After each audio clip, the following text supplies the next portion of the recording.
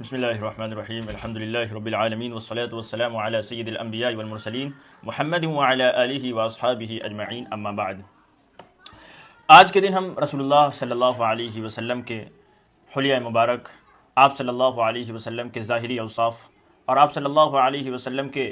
ظاہری شکل و شباہت کے بارے میں جانیں گے۔ اسی کے پیش نظر آج ایک باب پڑھیں گے جو کہ حضور صلی اللہ علیہ وسلم کے مہر نبوت کے بارے میں ہے، یعنی وہ مہر جو مہر نبوت تھی نبی پاک صلی اللہ علیہ وسلم کے پشت مبارک پر لگی ہوئی تھی، اس کے متعلق صحابہ کرام رضی اللہ عنہم سے کیا حدیث مبارکہ میں وارد ہوئی ہے اس کے بارے میں ہم جانیں گے۔ تو الرحمن کہتے ہیں کہ میں نے صائب ابن یزید کو کہتے ہوئے یہ سنا ہے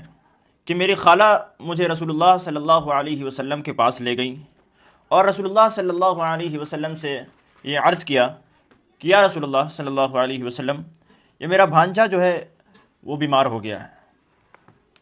تو رسول اللہ صلی اللہ علیہ وسلم نے ان کے سر پر ہاتھ پھیرا، آگے فرماتے ہیں اتفاقاً سے میں حضور صلی اللہ علیہ وسلم کے پس پشت کھڑا ہوا تھا تو میں نے مہر نبوت دیکھی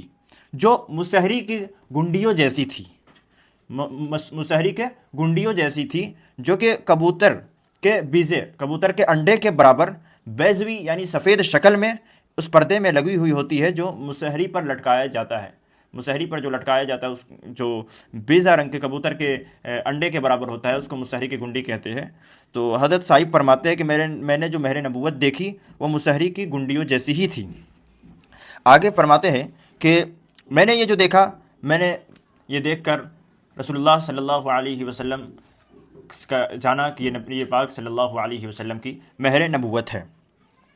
آگے دوسرے صحابی فرماتے ہیں، رئیسہ رضی اللہ عنہ کہتی ہیں کہ میں نے حضور صلی اللہ علیہ وسلم سے یہ مضمون سنا اور میں اس وقت حضور صلی اللہ علیہ وسلم سے اتنی قریب تھی کہ اگر چاہتی تو مہر نبوت کو چوم لیتی۔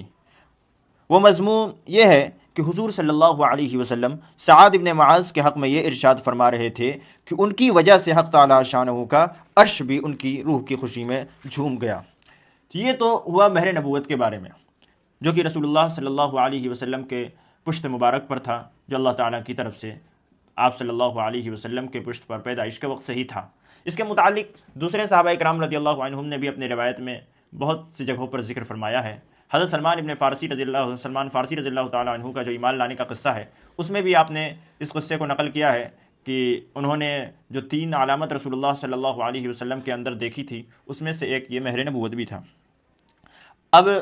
دیکھتے ہیں دوسرا ایک باب، حضور صلی اللہ علیہ وسلم کے سر مبارک کے بال کس طرح کے تھے۔ آپ صلی اللہ علیہ وسلم کے بال مبارک میں جو ہے صحابہ کرام رضی اللہ عنہم کے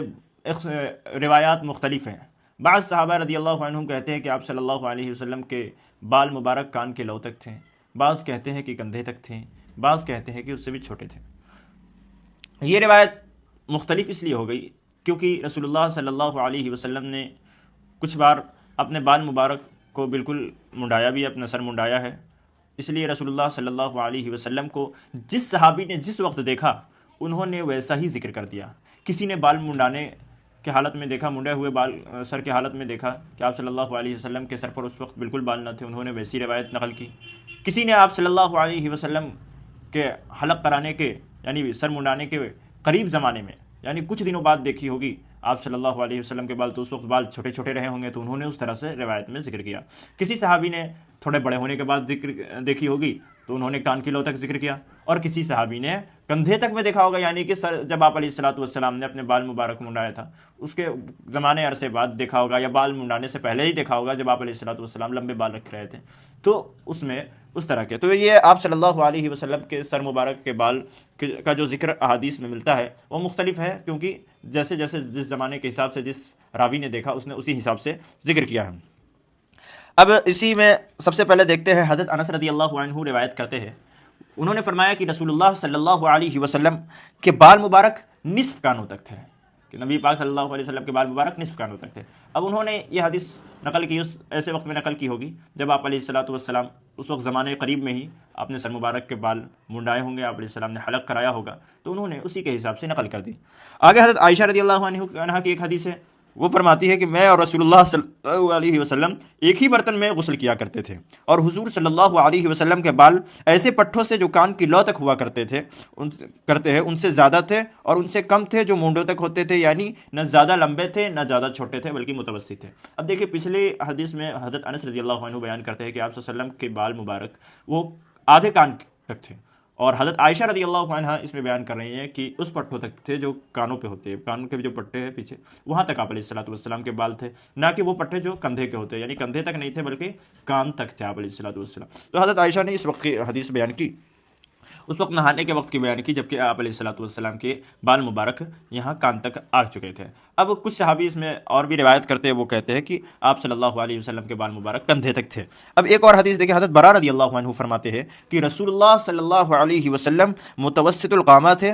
رسول اللہ صلی اللہ علیہ وسلم متوسط القامہ تھے، یعنی آپ صلی اللہ علیہ وسلم کی قد درمیانہ تھی۔ درمیانہ میں بھی میں نے آپ لوگوں کو بتایا تھا کہ درمیانہ میں بھی آپ صلی اللہ علیہ وسلم لمبائی کی طرف مائل تھے،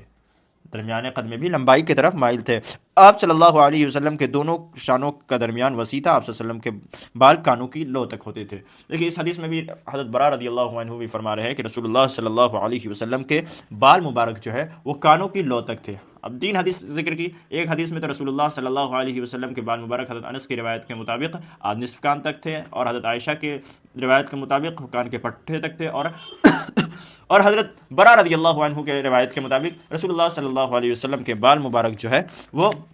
کان کی لو تک تھے۔ اب دیکھیے حضرت قتادہ رضی اللہ عنہ کہتے ہیں کہ حضرت انس رضی اللہ عنہ سے پوچھا کہ حضور صلی اللہ علیہ وسلم کے بال مبارک کیسے تھے، تو انہوں نے فرمایا کہ نہ بالکل پیچیدہ نہ بالکل کھلے ہوئے، بلکہ تھوڑی سی پیچیدگی اور گھنگریلا پن لیے ہوئے تھے جو کانوں کی لو تک پہنچتے تھے۔ اب اس میں قتادہ جو ہے حضرت انس رضی اللہ عنہ کے شاگرد ہے، انہوں نے حضرت انس رضی اللہ عنہ سے دریافت کیا کہ رسول اللہ صلی اللہ علیہ وسلم کے بال مبارک کس طرح کے تھے، تو انہوں نے حضرت انس رضی اللہ عنہ نے یہاں دو چیز بیان کی، ایک تو بال کی کیفیت بیان کی، اور ایک بال کتنے لمبے تھے یہ بھی بیان کیا۔ کیفیت تو یہ بیان کی کہ ایک دم سیدھا اسٹریٹ بھی نہیں تھا اور ایک دم گھنگریلا بھی نہیں تھا، بلکہ ہلکا سا گھنگریلا تھا، ہلکا سا اس میں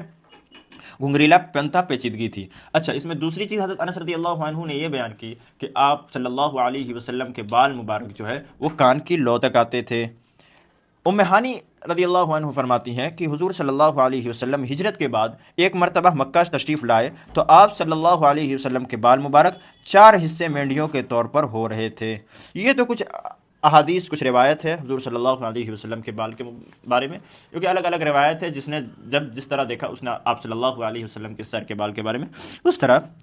ذکر کیا، اس طرح نقل کیا۔ اچھا، اب ایک چیز اور، حضور صلی اللہ علیہ وسلم کے بال سفید تھے یا نہیں، تو اس میں بھی کچھ صحابہ کا یہ ہے، لیکن زیادہ تر صحابہ اسی بات پر اتفاق رکھتے ہیں کہ وفات سے پہلے پہلے رسول اللہ صلی اللہ علیہ وسلم کے بال مبارک، سر کے بال میں صرف 18 یا 20 بال ہی ایسے تھے جو سفید ہوئے تھے، ورنہ حضور صلی اللہ علیہ وسلم کے تمام بال ابھی سیاہی تھے۔ اس متعلق بھی ایک حدیث دیکھیے، حضرت قتادہ کہتے ہیں کہ میں نے حضرت انس رضی اللہ عنہ سے پوچھا کہ حضور صلی اللہ علیہ وسلم خضاب کیا کرتے تھے۔ حضرت قتادہ، جیسا کہ میں نے آپ کو بتایا بھی کہ وہ حضور صلی اللہ علیہ وسلم کے معاف کیجیے حضرت انس رضی اللہ عنہ کے حضرت قتادہ شاگرد ہیں، انہوں نے دریافت کیا کہ حضور صلی اللہ علیہ وسلم اپنے سر کے بالوں میں خضاب کرتے تھے یا نہیں کرتے تھے۔ انہوں نے فرمایا حضور صلی اللہ علیہ وسلم کے بالوں کی سفیدی اس مقدار ہی کو نہ پہنچی تھی کہ خضاب کی نوبت آئی۔ سمجھے، آپ صلی اللہ علیہ وسلم کے سر مبارک میں ابھی اتنے بال سفید ہوئے ہی نہیں تھے کہ خضاب کیا جائے۔ خضاب کرتے ہیں تاکہ سر کے جو سفید بال ہوتے ہیں اس کو لال رنگ میں کر دیا جائے، مہندی لگا کر، تو اسے خضاب کہتے ہیں، اور اس کا مقصد یہی ہوتا ہے کہ بال سفید نہ نظر آئے۔ تو حضرت انس یہی کہتے ہیں کہ اتنے بال ابھی سفید ہوئے ہی نہیں تھے کہ خضاب کی نوبت آئے۔ سفیدی حضور اقدس صلی اللہ علیہ وسلم کے صرف دونوں کن پٹیوں میں تھوڑی سی تھی، دونوں کن پٹیوں میں صرف تھوڑی سی سفیدی آئی تھی۔ البتہ حضرت ابو بکر صدیق رضی اللہ عنہ حنا اور کتم سے خضاب فرمایا کرتے تھے۔ یہ دو چیز ہوتی ہے خضاب کرنے کے، حنا اور کتم، ان دونوں سے حضرت ابو بکر خضاب کرتے تھے، اس لیے کہ حضرت ابو بکر رضی اللہ عنہ کے بال مبارک جو ہے وہ سفید ہونے لگ گئے تھے کافی مقدار میں۔ چلے اللہ تعالیٰ ہم سب کو کہنے سننے سے زیادہ عمل کی توفیق عطا فرمائے۔ واللہ الموفق والمستعان وما علینا الا البلاغ۔